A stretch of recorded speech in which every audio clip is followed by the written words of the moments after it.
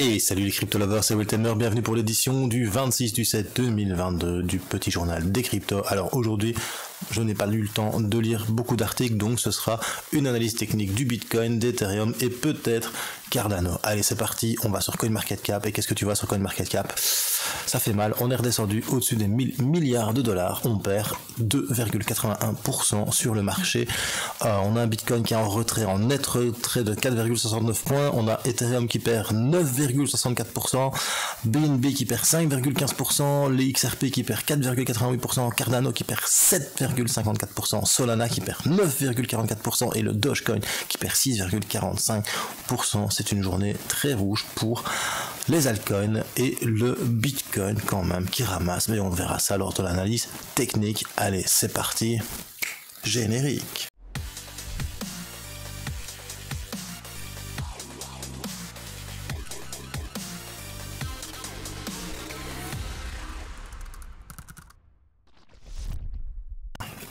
Alors, si tu es nouveau sur la chaîne, bienvenue à toi et n'hésite pas à t'abonner et à actionner la petite cloche de notification si jamais le petit journal des cryptos te plaît. Alors moi c'est Wiltamer, tous les jours je fais un petit journal du crypto, sauf le mercredi où on fait un apéro crypto. Donc conclusion, demain c'est en live, c'est apéro crypto, ça se passe sur Twitch, sur Theta TV et sur YouTube avec mon ami Xaltox et peut-être Fifazer. On discute crypto-monnaie et on est là pour répondre à vos questions. Donc en fait l'apéro crypto c'est une interaction totale avec la communauté et vous me posez toutes les questions que vous voulez et on essaye d'y répondre. Allez, n'oublie pas aussi que tu peux nous rejoindre sur Twitter Culture Crypto et le Twitter Wiltamer. C'est parti, on va sur TradingView. Alors sur TradingView, on va commencer par le weekly. Donc le weekly, je te l'ai montré hier, on était aux 50% de Fibonacci et je t'avais dit moi ma target c'était les 61,8 et les 65% de Fibonacci. Je pensais pas que ça allait aller aussi vite. Je pensais pas qu'on allait passer des 50 à 61,8 direct comme ça. Badaboum. Mais on y est déjà. Donc en 2 jours, on vient de perdre sur le Bitcoin quand même. Donc ouverture, fermeture. On vient de perdre 7,45%, ce qui est quand même assez substantiel. Ça fait longtemps qu'on n'a pas eu une semaine comme ça, hein. Enfin ça fait, tu vois, la semaine dernière était verte, puis ça a été une semaine d'hésitation, puis 3 semaines, donc on revient quand même sur une grosse bougie, je trouve. Weekly, on est seulement mardi. Donc je pense qu'il y a une possibilité qu'on vienne chercher les 78,6 et les 80% de Fibo, et peut-être même faire un one-to-one, revenir chercher les 100%, reprendre appui sur cette zone de support et peut-être repartir à la hausse, peut-être. Maintenant voilà, pour l'instant, tu peux quand même voir que sur le MACD, on est toujours pas mal, hein, tu vois, donc ça va, l'histo est toujours plus petit que le précédent, on a quand même un rapprochement entre le signal et son MACD. Sur le RSI, bien, on n'a pas fait un bas plus bas que le précédent en weekly pour l'instant, donc pour l'instant, sur du long terme, on reste toujours dans une conjoncture qui est bullish, hein, d'accord. Maintenant, tant qu'on ne vient pas chercher le précédent ici, si on vient chercher le précédent là, on risquerait, pour l'instant on fait du retracement, mais on risquerait de faire un retournement de tendance court terme. Là on fait du weekly, donc pour le un peu plus court terme on va passer sur le daily. Alors sur le daily c'est même analyse que hier, on est toujours sur la même. Donc voilà, je vous avais dit, on a cassé la moyenne mobile 50 périodes. Il y avait cette zone de résistance qui était située entre les 21 724 et les 22 497 $, 97 $, qu'on a percé rien qu'en une journée, direct comme ça, bam, on a cassé les 38,20, on a cassé les 50% en une journée hier. Donc ça fait longtemps qu'une belle bougie comme ça on n'a pas eu, hein. Quand tu regardes une bougie comme ça, ça fait un bon moment. Ouais, on a eu celle-ci le 11 juillet, mais le 11 juillet n'était pas aussi grosse. Donc il y a vraiment eu une grosse désillusion des acheteurs lorsque le Bitcoin n'a pas réussi à clôturer au-dessus de la moyenne mobile 200 weekly. C'est ce qu'on paye cette semaine. C'est ce qu'on paye. Je lis aussi que beaucoup pensent que c'est le truc de la Fed, qui va peut-être remonter son taux directeur. Peut-être. Moi personnellement, je pense vraiment que c'est le chart qui parle de lui-même. Qu'est-ce qui fait le prix du Bitcoin? Le prix, le marché, quoi. C'est le marché qui décide.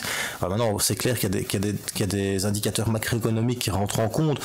Mais bon, le marché des crypto-monnaies, c'est 1000 milliards de dollars. Ça représente que dalle comparé aux actifs mondiaux. Donc, dire que c'est corrélé, Un petit peu certes, mais je pense pas que ce soit vraiment fort corrélé. C'est comme corrélé au dollar EUR. Je vois pas pourquoi ça serait corrélé au dollar EUR. C'est des devises, c'est du forex, donc ça change rien. Donc pour moi, c'est simplement que voilà, c'est des indicateurs techniques qui font que, eh bien, les bots de trading ont des indicateurs techniques. Il y a aussi les whales qui ont vu qu'on n'avait pas cassé la moyenne mobile 200 et qui se sont dit non, voilà, on n'est pas encore prêt d'y arriver, on va faire respirer, on va prendre nos bénéfices, hein, parce que bon, on a quand même fait en quelques jours, tu vois, on est quand même monté de 28%, hein, donc si tu as mis 100 bitcoins en longue et que tu te fais 28%, tu te retrouves avec 128 bitcoins, tu vois, donc tu vends tes 128 bitcoins, ça chute, tu repars sur des supports, tu regardes un petit peu comment le marché réagit. C'est comme ça que je trade, hein. Comment le marché réagit. Moi ici maintenant j'ai ma première target 61.8 qui a été touchée. J'ai tapé un short au 38.20, donc je me suis fait mon différentiel tranquillou et milou. Donc maintenant je réfléchis. Ici tu as quand même une zone de support qui est là, le Golden Pocket Fibonacci, c'est super important. Si ça tient, ça peut être pas mal. Maintenant, comme je vous ai expliqué hier, les histogrammes, ils sont en train de chuter sur du daily. C'était annoncé, hein, ce qui allait se passer. Parce que vous voyez ici, là, on voyait déjà un changement de couleur dans les histos. Là aussi, et ça commençait à décroître. Donc, c'était annoncé. Maintenant, comme je vous expliquais, je pensais vraiment qu'on allait prendre appui sur la moyenne mobile 50 et qu'on allait repartir sur du daily. En tout cas, aujourd'hui, sur le daily, ce qui est important, c'est que on a cassé la ligne verte ici que tu vois qui s'appelle la moyenne mobile de 25 périodes. On l'a cassé, mais on est en train de tenir les 61.8 de Fibonacci. Enfin, le Golden Pocket, le 61.8 entre 61.8 et 65% de Fibonacci. On voit toujours, comme je vous ai expliqué hier, que sur le RSI, on est toujours dans ce biseau d'écartement. Et je vous avais dit, je pensais pas qu'on allait venir déjà aussi proche en 2 jours. On était là, lundi, je crois, lundi, mardi, enfin dimanche, lundi, mardi, en 2 jours, on est venu chercher vraiment, on est passé de 55 à 43. Et si on rebondit sur ce support de biseau d'écartement, après, sur le RSI, c'est plausible qu'on vienne rebondir comme ça et qu'on fasse ça, et qu'on vienne rechercher un plus haut ici en survente pour le Bitcoin ou pas. Encore une fois, c'est assez compliqué. Moi perso, ma target, elle est là. À 78.6 de Fibonacci et je vois pas ce qui pourrait empêcher qu'on y arrive, parce que ma tendance est baissière sur mon émassé des lits, et si on casse le support ici, on a déjà fait un bas plus bas que le précédent, tu vois. Donc on a fait un haut plus bas que le précédent, un haut plus bas que le précédent, un bas, lui il est pas plus bas que le précédent, par contre lui il est plus bas que le précédent.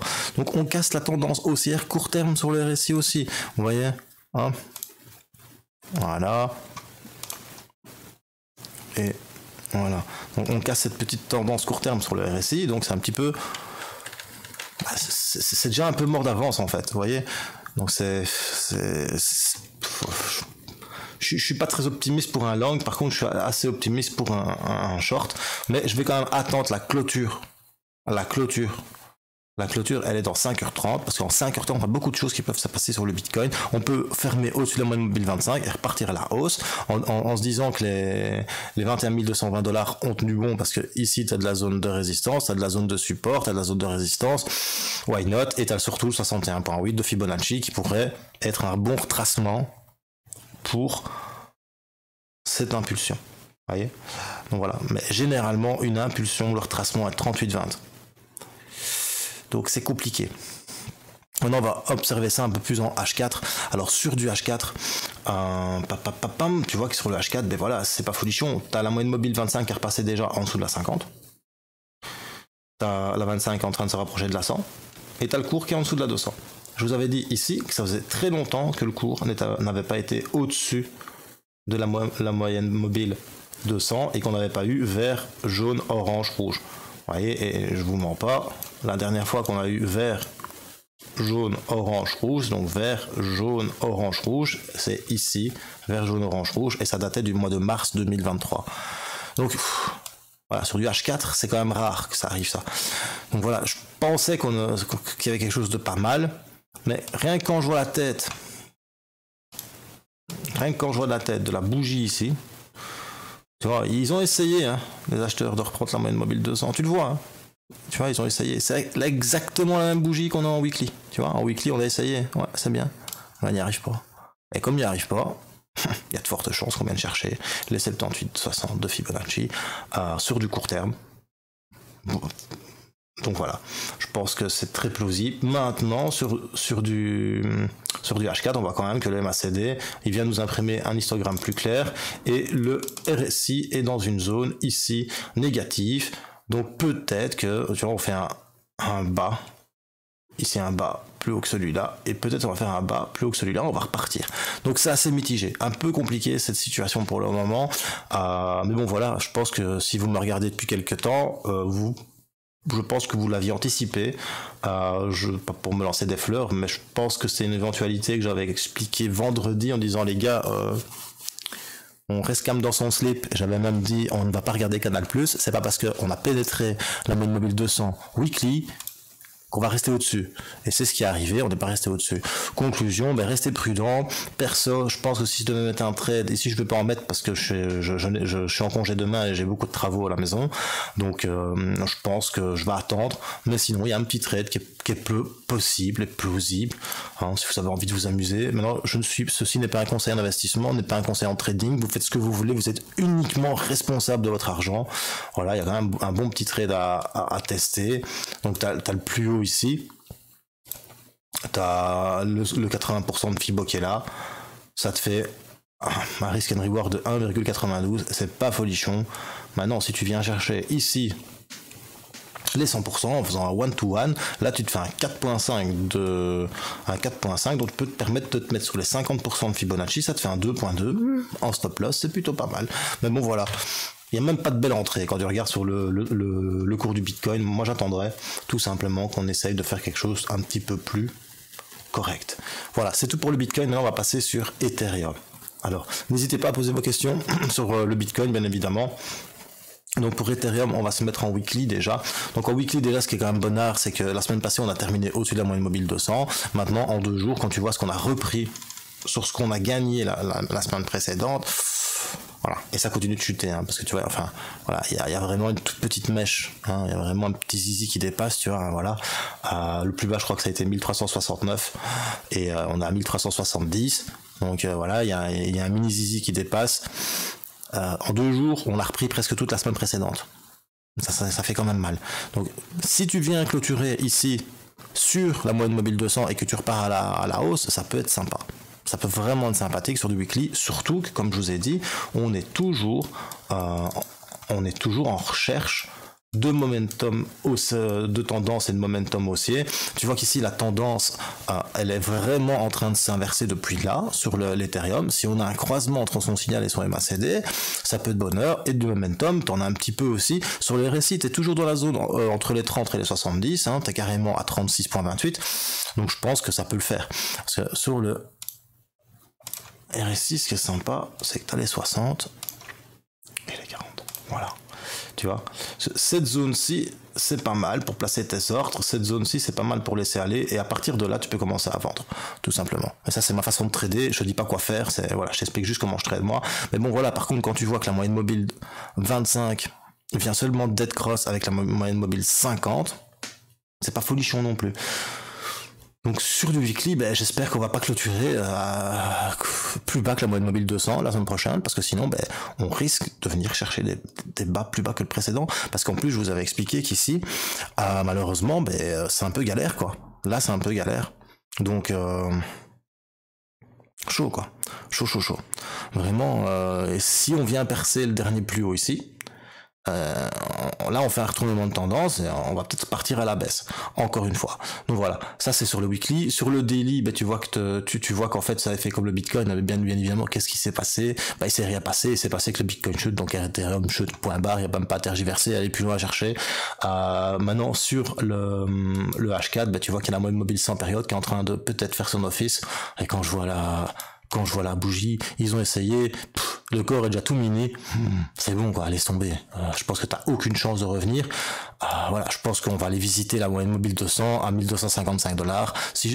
Si je devais mettre un trade, je mettrais à la cassure de la moyenne mobile 100 avec un pullback. Je viendrais me taper ici avec un un TP là, ça me ferait un 2,97 en risk and reward, donc un 3 contre 1 comme j'aime, sans sous-side, avec un gain de 6% en x5, ça fait un petit 30%, ça peut être sympathique. Maintenant, si tu le fais, encore une fois, tu es responsable, c'est pas moi qui te dis de faire quelque chose, je te dis ce que moi je ferais. Pourquoi est-ce que je mets l'ordre là? Parce que ici, tu vois que c'est une zone de support. Voilà, c'était Wiltemer pour le petit journal du crypto. Si t'as bien aimé, tu mets un petit pouce bleu. Si t'as pas aimé, tu mets un petit pouce rouge. Et surtout, bro, t'oublies pas. Tu partages un max, tu poses des questions, je réponds à tout le monde. Et alors, tu sais bien, comme j'aime le dire, choose life, choose freedom et choose Bitcoin. Peace.